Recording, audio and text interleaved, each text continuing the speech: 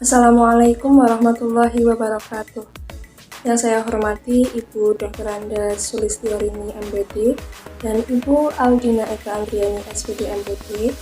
Di sini perkenalkan, saya Taskia Nurul Aini dari Rombel F angkatan 2021 akan memperagakan alat peraga percobaan neraca kartesius. Alat dan bahan yang dibutuhkan pada percobaan kali ini yaitu 3 buah gelas berisi air dengan volume yang sama, kemudian 3 buah plastisin dengan bentuk berbeda-beda. Yang pertama berbentuk bola pecal, kemudian yang kedua berbentuk pipih berongga, dan yang ketiga berbentuk pipih berbentuk kapal atau mangkok.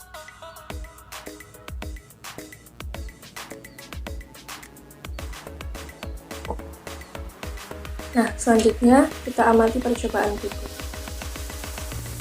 Ini kita akan melakukan percobaan yang pertama, yaitu dengan menggunakan bola plastisin berbentuk bola pecal. Kita masukkan plastisin tersebut ke dalam gelas yang telah berisi air. Seperti ini bentuknya.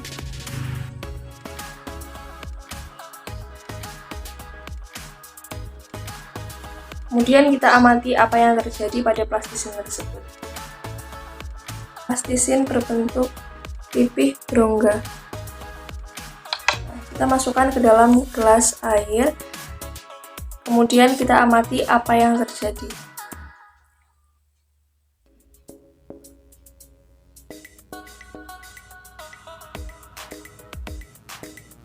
Kemudian percobaan yang selanjutnya yaitu dengan menggunakan plastisin berbentuk mangkok atau kapal.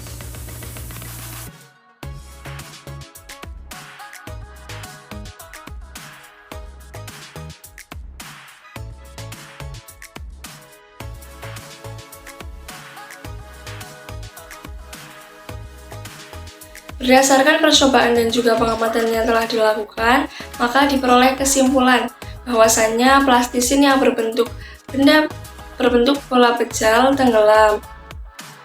Hal ini dilandasi bahwasannya suatu benda dikatakan tenggelam dalam suatu zat cair jika posisi benda tersebut selalu berada di bawah tempat zat cair berada. Kemudian, massa jenis dari benda lebih besar daripada massa jenis zat air. Nah, kemudian gaya berat benda lebih besar dari gaya apungnya.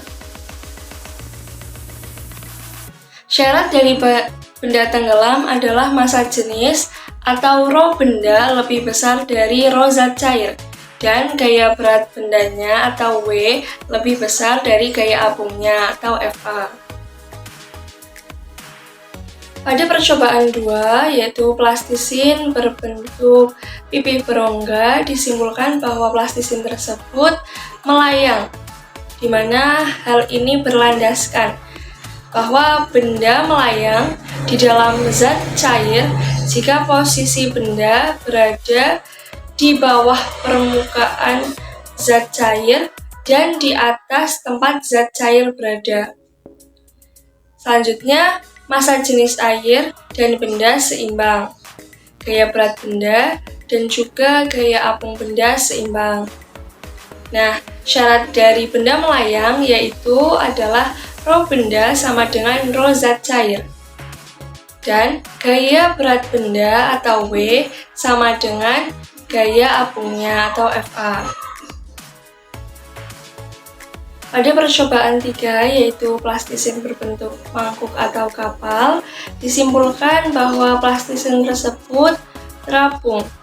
Hal ini berdasarkan landasan bahwasannya benda terapung dalam zat cair bila letak benda sebagian berada di permukaan zat cair dan sebagiannya lagi terendam dalam zat cair.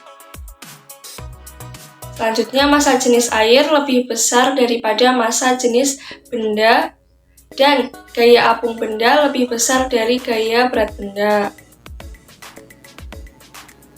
Syarat dari benda mengapung adalah rho benda lebih kecil dari rho zat cair, dan gaya berat benda atau W lebih kecil dari gaya apungnya atau Fa.